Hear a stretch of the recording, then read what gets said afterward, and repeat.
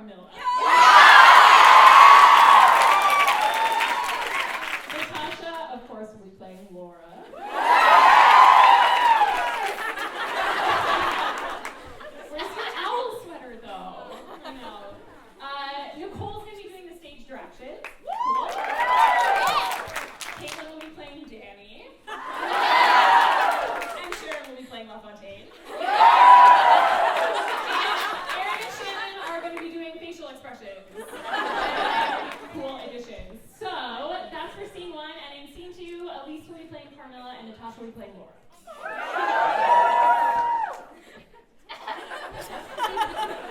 Maybe. Oops. All right, so I'm going to hand the mic down and we are going to go for it. Oh my god. I just spit out my gum.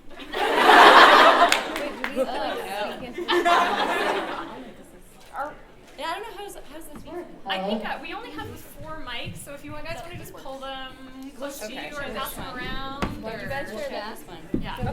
Okay. We're all friends here. We're all friends here. Okay, we'll start. All right. Good to go? Let's do it. All right. Carmilla. Episode 19, Advanced Interrogation Techniques. Interior, Laura's dorm room, Silas University, night. Right where we left off. Carmilla is tied up. Laura is interrogating as Danny, Perry, and LaFontaine watch. Innocent, you dimwits. As the episode unfolds, the magnets assemble into a gotcha. You cannot seriously think we're dumb enough to believe just because you say so. Carmilla looks over at Perry and LaFontaine, who are still brandishing the blender and the table salt. Yeah, because that seems like a stretch. Look, if I were really a vampire, would I just stay here tied up proclaiming my innocence as some kind of trick? Agreed. Perry perks up. Laura and LaFontaine look at each other. Yeah. Yeah. That's totally what a vampire would do. We have like 40 hours of video documentation. Bet you wish you watched my videos now, huh? let's get more rope. Carmilla starts thrashing wildly. Perry hangs her head in despair. LaFontaine spends much of the rest of this conversation putting more rope around Carmilla. Fine. So I'm a vampire. But I couldn't have made off with either of those two little cupcakes. I was here with you. And then here being ambushed by toddlers the whole time. Well, maybe you have some kind of vampire accomplice. Do I strike you as the sort of person who plays well with others? If you aren't snacking on co-eds, why are you following them around at parties? I'm a popular girl. I get a lot of invitations. Not everyone has to resort to Bush League investigative journalism to get their kicks. You're a vampire! Yeah, but not a kidnapper. She's got us there, assuming she's up to something diabolical. And pits of hell? I'm from Eastern Europe. She thinks about that for a moment. Potato, potato. The dorm door swings wide, but before anyone can enter, Perry and LaFontaine rush the doorway, blocking the view with their bodies, while Danny holds Carmilla down and Laura pops the duct tape back over Carmilla's mouth. We don't hear the other side of this conversation, but we do catch Perry and LaFontaine thinking on their feet. Oh, hi. Thanks for thinking of us, but we're actually good for fizzy dragon shots right now. What? No, we're rehearsing. The skit. Our taking place. Yes, there is a torture scene. You want to know more? Buy tickets.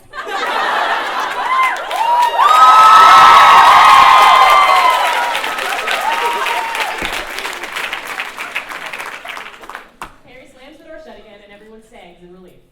Okay, as much as I appreciate that we have this whole hysterical vampire thing going on, maybe it's time to de-escalate.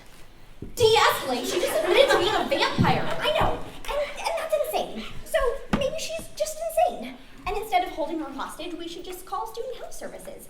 They have a terrific selection of straitjackets and tranquilizers. What other option do we have? Keep her here, tied up, watching her every second, starving her until she finally confesses? Perry, LaFontaine, Perry, Laugh, and Danny look at Laura. Laura looks at Carmilla and grins. Carmilla smacks her head against the desk. Several days later, Laura snaps on the camera, revealing that Carmilla is still trussed up. Instead of duct tape over her mouth, she now wears a weird gag.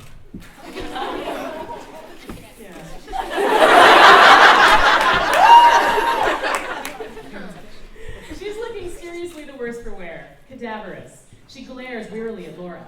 Laura's starting to feel a little awkward about that. Good morning, gentle viewers. Day 7 of Operation Stupid Obstinate Vampire Roommate Won't Talk, which is all she has to do, and we will totally bring her nice yummy blood to eat. Ugh, I swear! No reaction from Carmilla, but there's a knock at the door. Laura opens it a crack. Again, we only hear Laura's responses. Hey! Oh, no, sorry, Carmilla is not here right now. She had tickets to some kind of, angry existentialist punk rock fight club thing. You know how she is. I bet she'll totally be back when she'll text you when she gets back, yeah. While Laura isn't looking, Carmilla's eyes have rolled back in her head and she started to convulse. As Laura is turning around, I swear, if one more of your broken-hearted one-night stands knocks on that door, I'm just going to start spritzing them like cats. she catches sight of Carmilla seizing. Carmilla! After a split-second flutter of panic, I was looking for the flutter of panic.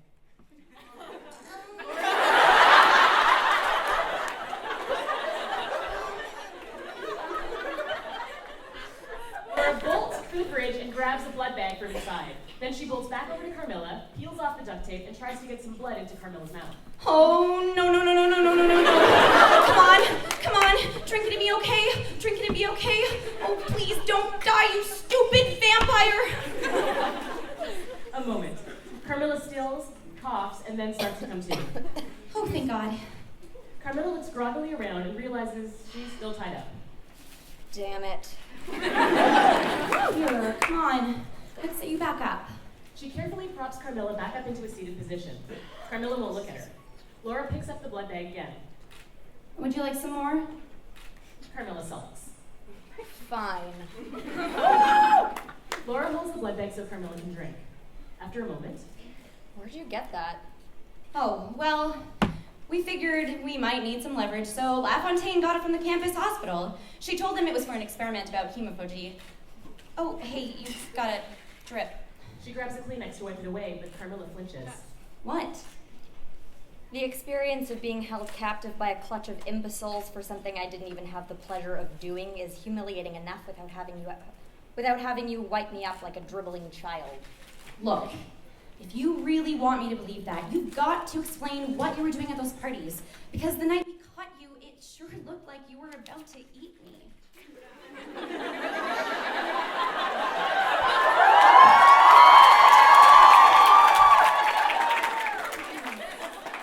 Wait, you think that was me trying to eat you? Well, if you weren't going to try to eat me, what were you doing to... The penny drops.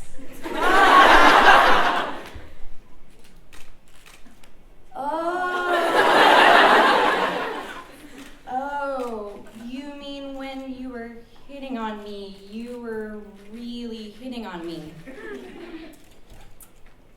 And you were luring me into a trap. Could you just stake me now? Because I think that'd be less mortifying than this conversation. Wow, that's...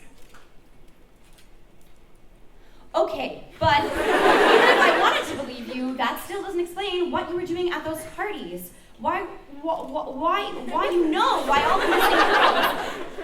How am I supposed to trust you if you won't just tell us your side of the story? My side of the story. Laura nods. Carmilla considers it. All right then. Buckle up, cream puff.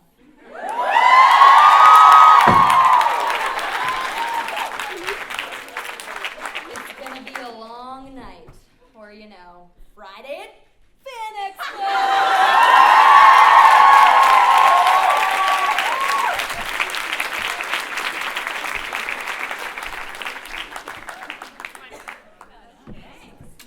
That was amazing. Yeah. That was so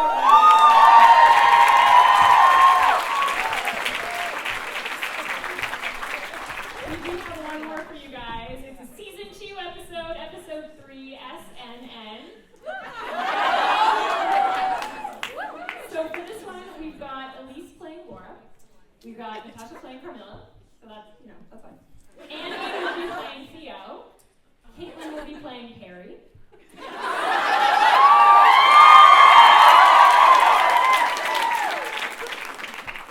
Nicole will, of course, be playing Kirsch.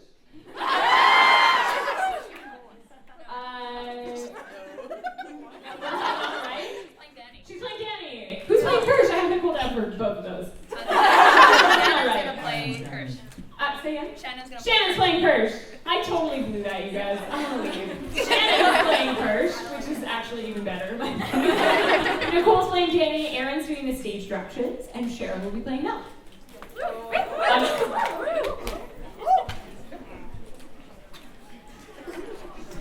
Okay. Interior swishy stolen apartment, Silas University Day. It's a brand new day. Laura's dressed like a tiny news anchor. And in the corner of the screen, a Silas News Network logo blinks into existence. Good morning, Silas University. Welcome to the Silas News Network, broadcasting live to the entire Silas campus.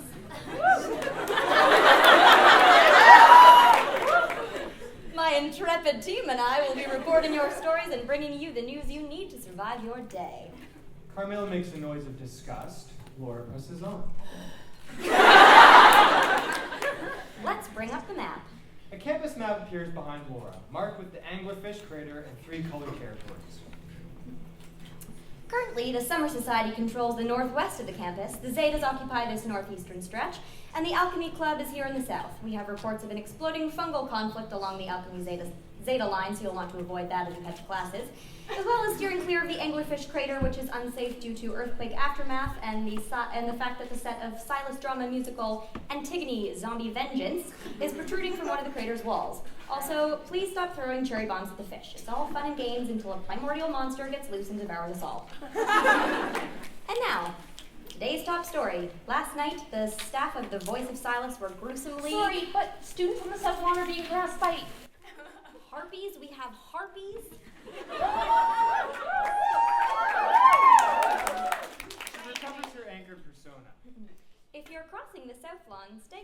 cover as there seemed to be a slight chance of harpies.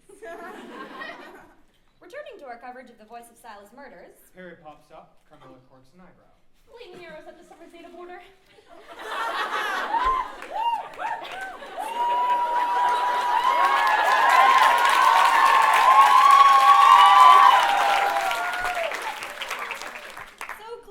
Clearly you'll want to avoid crossing the campus, but in the meantime, our forensics indicate. Perry pops back up.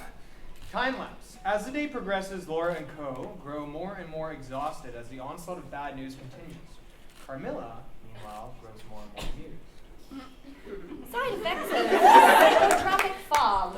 Perry pops up. Gamma irradiated geckos. Perry pops up. Feeding on the negative emotions of onlookers. Perry pops up. Localized rain of spiders. Interior swishy stolen apartment, Silas University day. In the corner of the screen, the Silas News logo sputters off. Laura drops her face into her hands. Ugh, how are we supposed to investigate anything if they won't stop going all War of the Five Kings out there? To Perry, who is passing out hot cocoa. Thank you. How do the newspaper kids handle this? They got themselves brutally murdered. Perry flinches. Laura leans in to whisper to Carmilla. Carm, any let's ixnay on the murdered maid? She found one dead? Yes, dead for doing the exact job that you've now decided to do. Look, you have every right to be cranky. I should have asked before I turned our apartment into a newsroom. But the campus needs our help. I can't just walk away again. That wouldn't be me.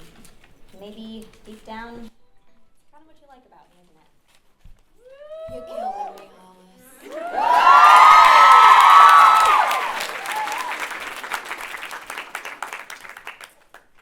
Yeah, but you were already dead. Now we just have to figure out how to calm things down enough to solve the murders. And who do we know stupid enough to stand between two angry frat armies with more weaponry than IQ points? Silas University. Danny and Kirsch doing their best to hold back Mel, 21, sinuous, and Theo, 22, handsome, well-groomed, and yelling. In the midst of it all, Laura sits exhausted with a whistle. Carmilla, meanwhile, serves blood through a straw in the background. The brothers of Zeta Omega Nu have a long and illustrious history, and we intend to reclaim our place. Yeah, that vampire you plunged in last semester was real illustrious. Mel, they really didn't know. Don't bother. We all know this whole Zeta Peace Accord is just you making your bid for press next year. Okay, look. The fact that an undead fiend masqueraded as one of our pledges Proves our point that you suck. It was okay to go until we started kidnapping people. Yeah, ambitious. Shut up, Wilson. Okay, maybe we could. But And don't even start with the whole Look, we are not the ones that summer podcast. for fraternity house. And Laura she keeps blowing and blowing until all of them are quiet. When she stops, Theo goes to eject, and Laura whistles directly into his face. Samuel David Ellis, Karina Scott, Nazneen Rumedishan. You know who they are? No, they are three of the people who were cleaning up my mess. The people who got murdered while you were busy playing petty warlords, and we haven't been able to figure out what happened to them because you guys won't stop fighting long enough for us to catch our breath. Hey, we saved this campus from... No! You did it. You know who did save this campus? She points at Carmilla, who is mid-slurp. She did. Carm is the one who very nearly sacrificed her life, death, undeath, whatever, to keep us all from ending up as fish food. Carm gives everyone a little awkward wait. So the least you can do is start acting like you survived puberty. Am I making myself clear? Can you at least agree to stop trying to pulp each other until we've solved the newspaper murders? Again, reluctant nods until... And what happens if it turns out that somebody here is responsible?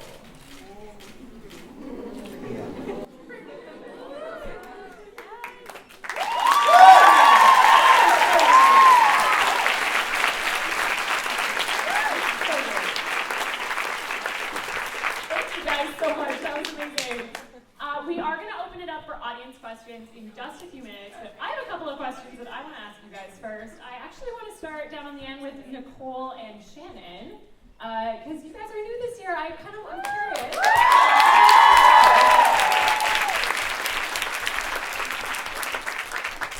I'm curious about what it was like joining Carmilla in season 2, joining this family, and what your experience has been like on the show this season.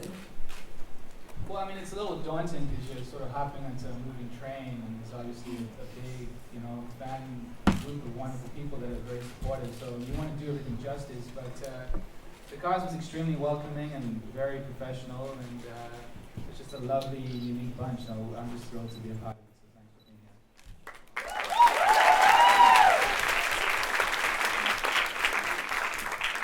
It was awesome joining this cast. I love these people. I have so much respect for all of you. You were so lovely to us when we came on board, and you were so fun to work with. The fandom is awesome. But it's great because I'm looking out at all of you, and I recognize some of you from your Twitter avatars. So thanks. Thanks for the tampons. Yeah, no, it was great. And actually, working on the show, I do a lot of film and TV, but I started doing theater, and it was great because I love the sort of collective feeling of working on a play with people, and you don't always feel that when you're doing something with camera.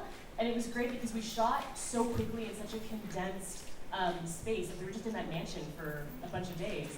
I felt like it was all the things I like about doing a play, where you really get to know everybody and you spend all this time together, and it felt so collective and so playful and fun. And so much, in a film set, you're all off in your own separate trailers and you're kind of on your own. But here I really felt like I got to know everybody, and it was such a delight. So I'm so stoked to be a part of this, and thank you all for making it such a great experience.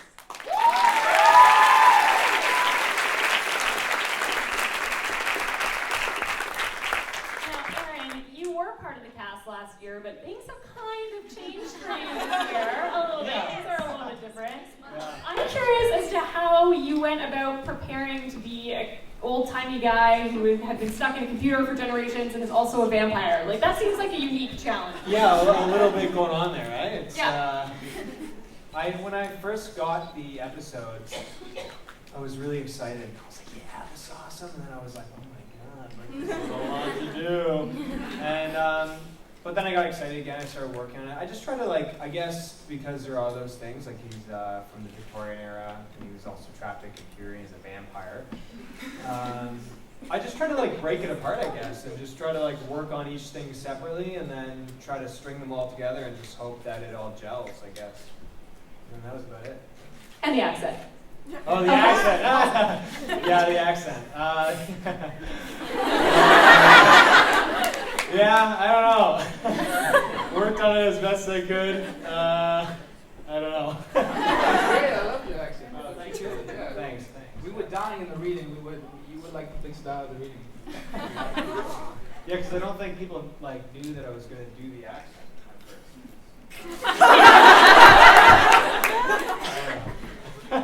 We almost blew that he came back in the reading. I was new, and I didn't quite realize that it was a secret that he was back, so I went taking selfies. And then someone saw me and was like, wait, don't Instagram that. That's Yeah, no one was allowed to post photos, I guess, of myself or anything related to JP on set, so it was pretty funny. I almost blew it a couple times, actually.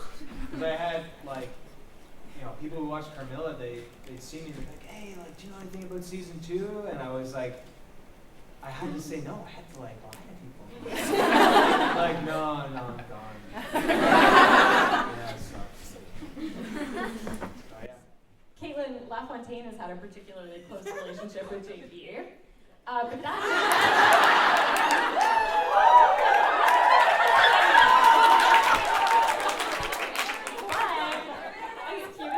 that's also kind of affected your relationship with Perry, and we've seen the two kind of drift apart a little bit.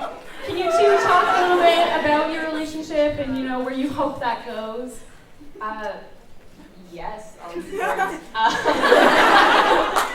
think when people are so close, like Perry and Laugh are, and another person gets involved, and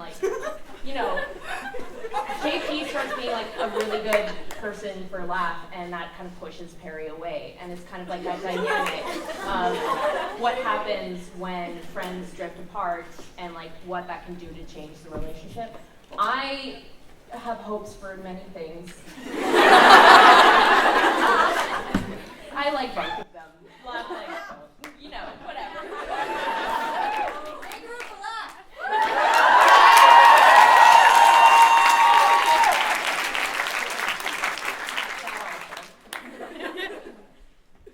What about you, Annie? How has that sort of changed your Yes, actually, I do have a few thoughts on this.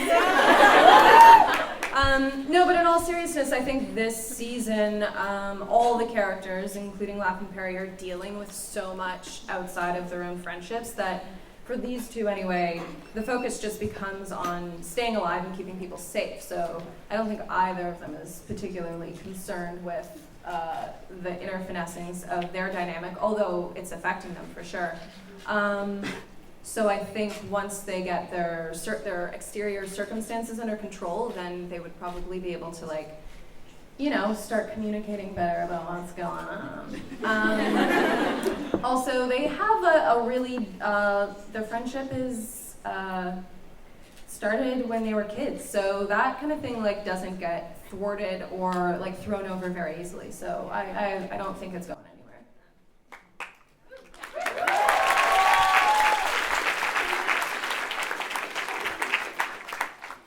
Danny's had a lot going on outside of her friendships this season too. She's like the leader of the student army. She's got a head tattoo. That's pretty cool. Like, that's cool. I think that she's become so kick-ass this season. What's been your favorite part of her character development, and you know, how have you kind of changed your approach to Danny this year? Well, I wouldn't exactly say my approach to Danny has changed, because she's always been the same person deep down. You know, there's just been a lot of circumstances in season 2 that's kind of forced her to dig deep down and you know, find out what she's really made of. I'd say my favorite part about her this season is that she really gets to develop as her own character. You know, you get to see her grow as a person. You know, not related with any other romantic relationship. You know, she's just kick-ass.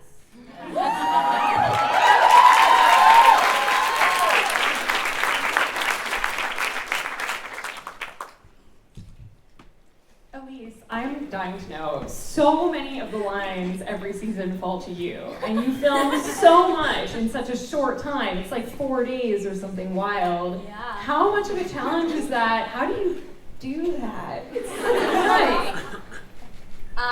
Yes, it is a challenge. I think for me, what's more frustrating than learning all the lines, because that's like you cry and then you just do it. You get over it. You work hard, and then just do it. And then, but for me, the challenge of filming within that crazy amount of time that we get is you really have to learn to just do the work and then let it go, which is something I'm learning how to do. Because I am a perfectionist and I obsess over my work and I take it very seriously. And so, you know, you have 1 or maybe 2 takes, and then some of the bigger episodes you get more for, which I'm like so thankful that we got that time. But it was a challenge to just accept that, like, to trust the creative process and just know that we did it, and then to just move on to the next scene without carrying over any bit of, like, feeling about what I just did on camera for everyone to see forever and ever. Yeah. And did you keep the owl sweater? Because we're all dying to know.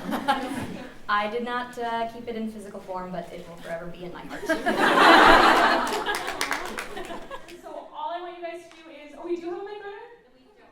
We don't. So Paige will select people.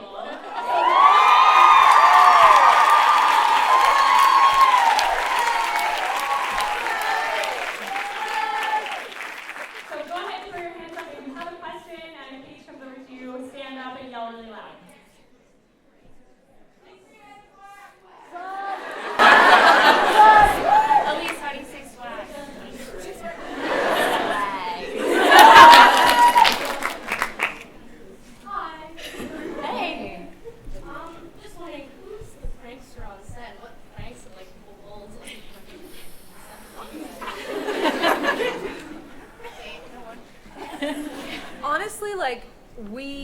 work so quickly. Yeah. We work so quickly that I think we're all pretty well paid. Yeah. There's like not a lot of time for huge shenanigans.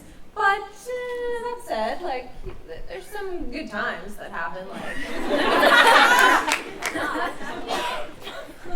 yeah.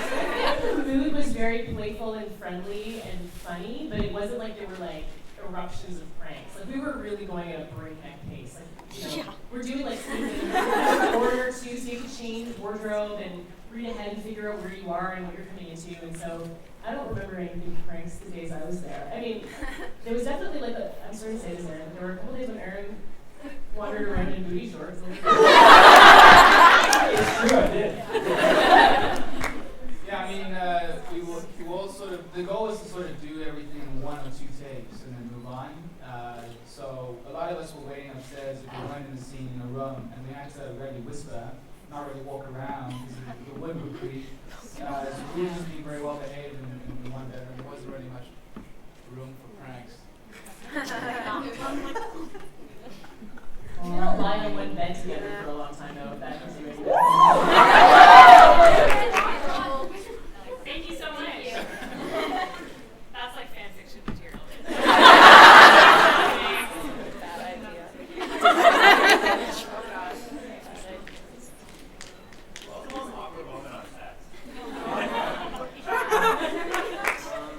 I'll just say when I came out naked in a sheet. That was probably the most awkward for me. For me, it was when we wrapped, but I'm very excited for you guys to see what's coming up.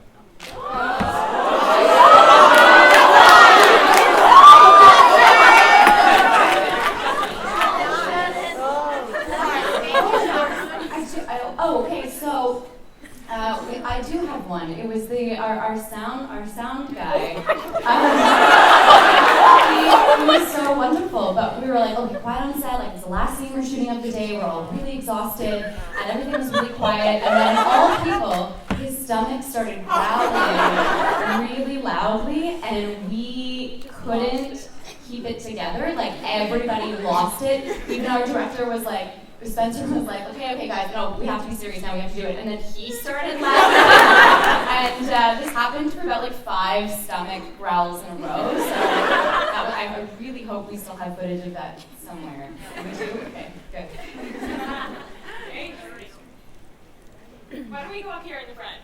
Yeah. Hi. Yeah. Hi. This one's for Elise. I know you probably don't get a lot of breaks, but I was wondering, how many of those breaks, if you get, do you do yoga? How many of my breaks do you do yoga? Do I do yoga? Yeah. I really didn't have any breaks. I think I tried to, there was a scene where I didn't come in for like a couple minutes, you and Maddie. And I did some downward dogs. It was great. You gotta just keep on breathing. That's it. Yeah. I was wondering if any of you guys had any advice for anyone interested in getting involved in the industry in Toronto. She works more than I do, so ask her. I think one of the biggest things for me this year, it's been a pretty transitional and crazy year for me. And one of the things that I've really started to ask myself this summer is, if this all went away, and if I didn't have like a room full of people here watching me weirdly talk, would I still want to act? And the answer was like a resounding like, absolutely yes. And so I think it's really like, as much as the sort of celebrity and the attention that has come from this year, which I'm really grateful for, I think anyone who's getting into any sort of like entertainment business, especially in this day and age, you really have to ask yourself why you're doing it, and to really want to do it for the love of creating art, as opposed to the attention or like the following that you can get from it, as wonderful as it is, because the art is like what is really fulfilling about it. Yeah.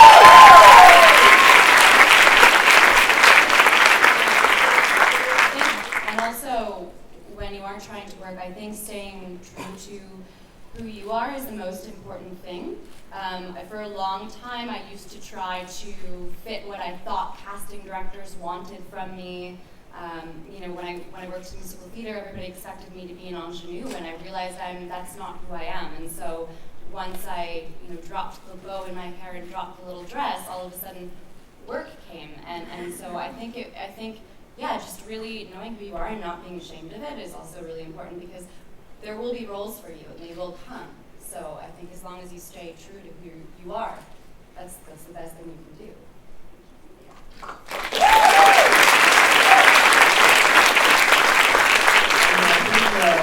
We're all still already figuring the whole boat out. You can feel very, very lost in this whole process.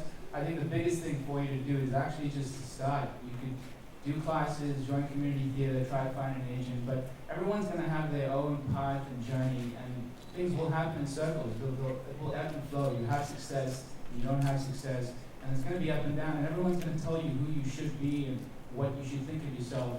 But if that's a little inkling that you have to try just right now, you look for reasons to tell yourself that you can't do something. And that makes you feel better for not putting yourself out there for trying. But if you just feel a little curiosity about it, go ahead, try it, and figure it out as you go along. You can go to university and get some degree and then be safe, but you're always going to wonder if you didn't do that one thing. I have regrets about things that I didn't have the bravery to do in my life, and I don't want to feel that way, so I decided I had to go ahead and try. You figure it out as you go, and I'm like, I'll be fine. I could always change my mind tomorrow and decide to go get a degree or do something else or do what people think I should be. But at the end of the day, you have to sleep with yourself and be happy about the decisions that you've made, because you have to live with them at the end of the day. So if you feel something, listen to it, and then go from there. Yes, no, how do you feel? Do you feel good? But make an attempt, and no one's going to tell you how to do something. You have to figure it out as you go. So just take a step forward and make it happen.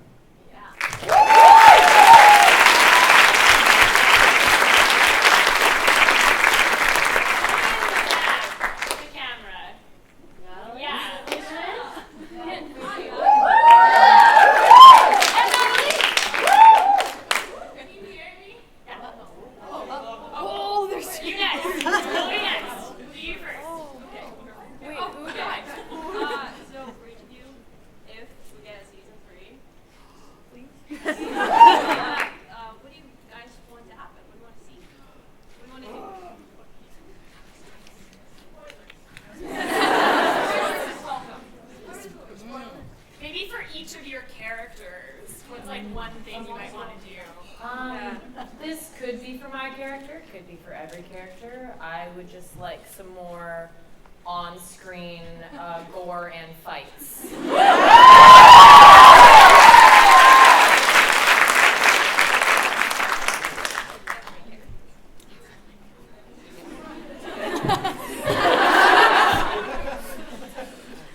I mean, for me, Mel knows that there are vampires, and she has, feelings about the vampires, but she hasn't really had a chance yet to really get into it with the vampires, so I feel like there would be some more interchange. Yes.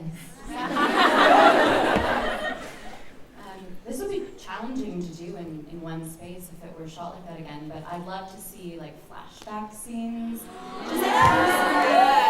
Just like that. It's a very selfish request, but I would love to see Carmilla in some 1800s dark.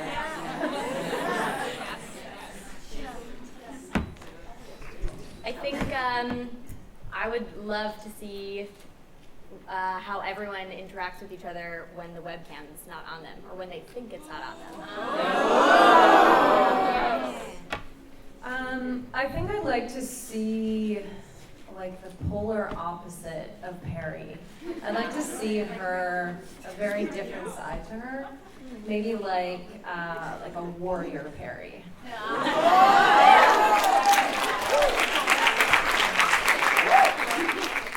I personally like to see Laugh step out of the science comfort zone and go with their feelings for once.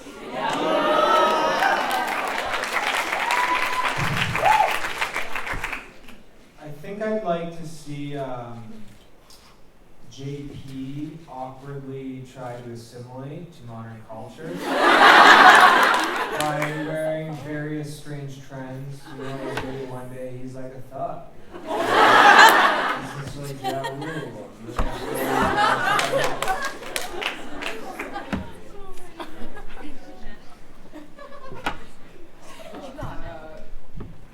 I'm not sure. I mean, I think maybe to see a bit more of the inner world of Theo rather than the exterior projection that he has, because he's, yeah, just more of his vulnerability, I'd say. Probably.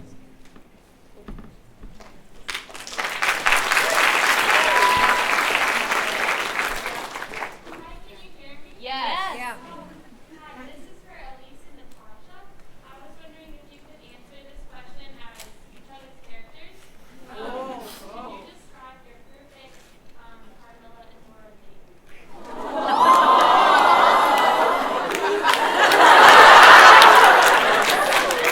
I have to be Laura. And I have to answer as Carmilla? It's okay with us. I really want to answer as Carmilla.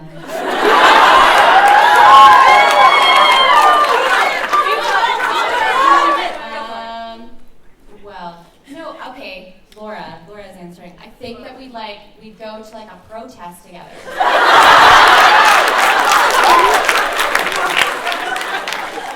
The sexiest date ever.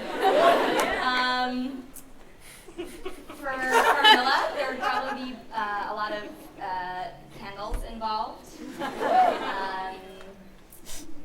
I don't know why I'm picturing this, but all I can see is the weird mansion that we filmed at, and I feel like there'd be some antiques on the wall. If you don't know what I'm talking about, you should Google the Darling Mansion. That's all I got. The empty library.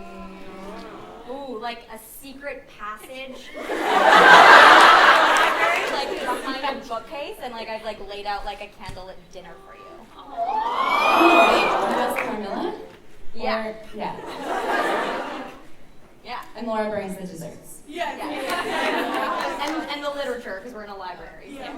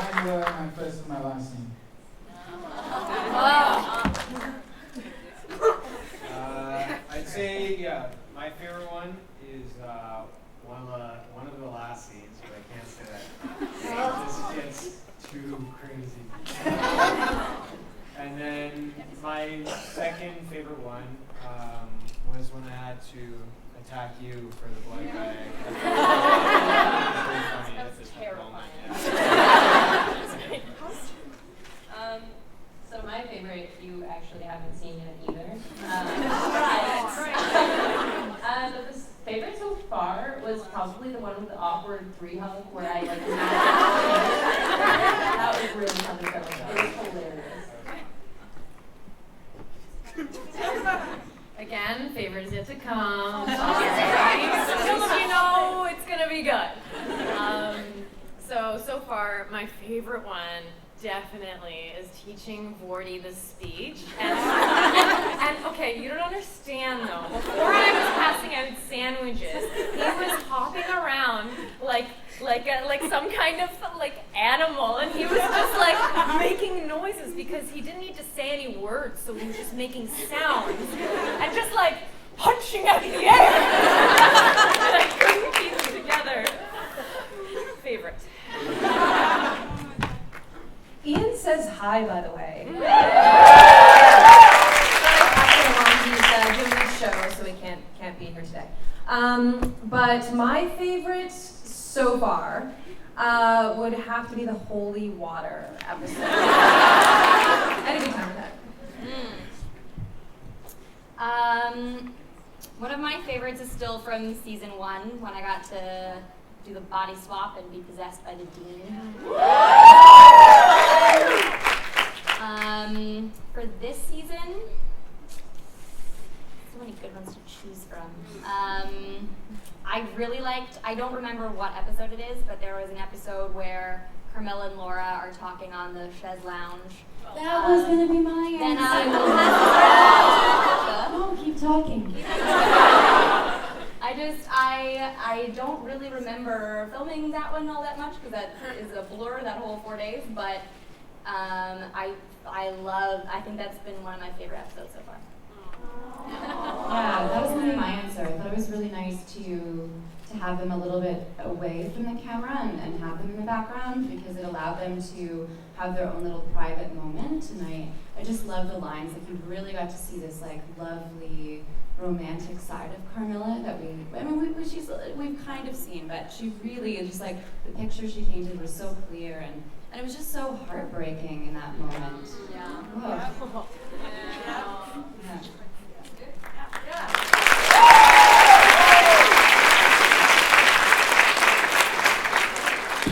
feel like that was a great audience question to end on. I have one more question for you guys. In the vaguest terms possible, we are like 28 episodes into a 36-episode season. We have 8 episodes left.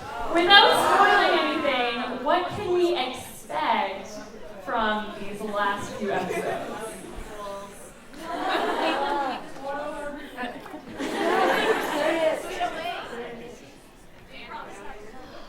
No one wants to go. Like a tone or a feeling, whatever. There's a still from Seth that went around on like Instagram and Tumblr, and it's of Laura. And she's wearing hats around.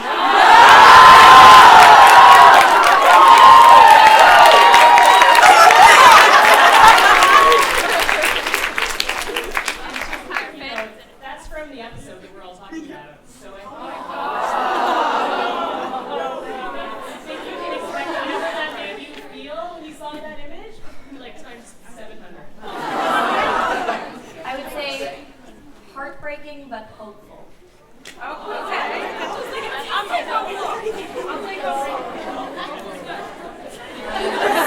This season's been a slow build, but now it's beginning.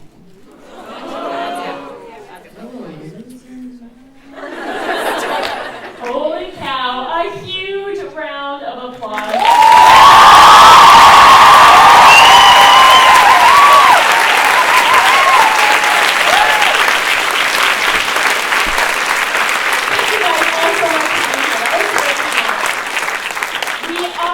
They are all doing autographs right now, right here. So stick around. No, not happening. What's kicking? Oh, first we have a little trailer for you.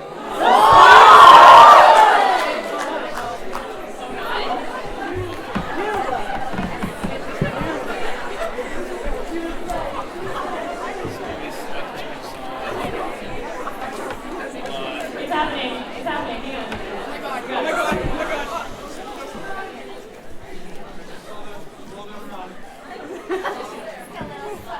So you guys busy later? so I'm waiting.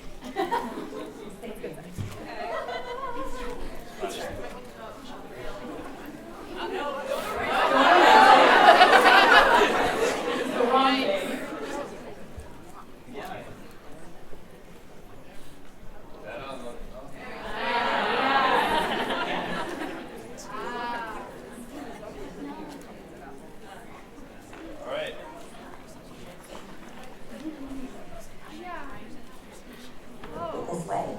Whoa, whoa, whoa. Whoa, whoa, whoa, whoa.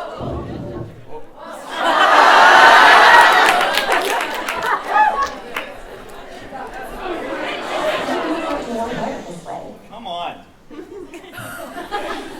When I press previous, it's going to start right away. So we're ready? Okay. Okay. I didn't mean for it to work out this way. God, I don't even know what I'm supposed to feel. She should be better than all this. Shouldn't she? And what if she gets hurt or something worse? The story goes, you fall in love with themselves, right? Love doesn't mean the same thing to everyone. Can we just pretend, just for tonight, if I asked you to run away? Stay away from me! I will kill.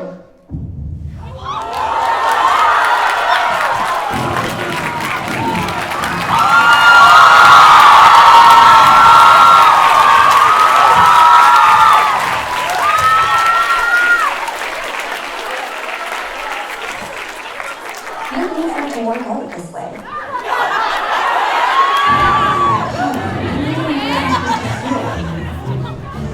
She should be better than all this lashing out, shouldn't she?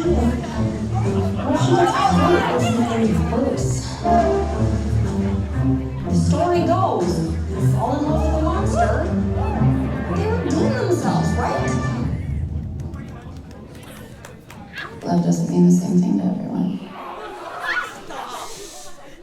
Can we just pretend, just for tonight, if I asked you to run away? Stay away from me! I will kill.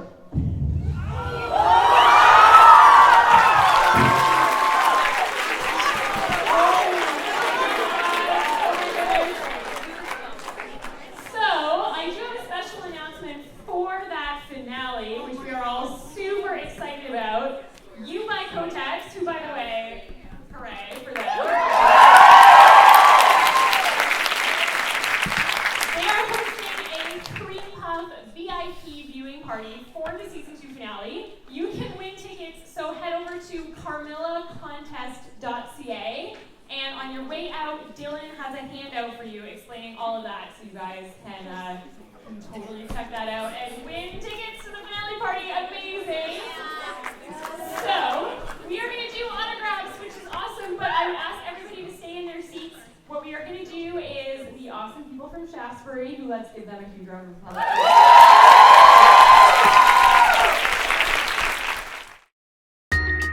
See that subscribe button? You should click it.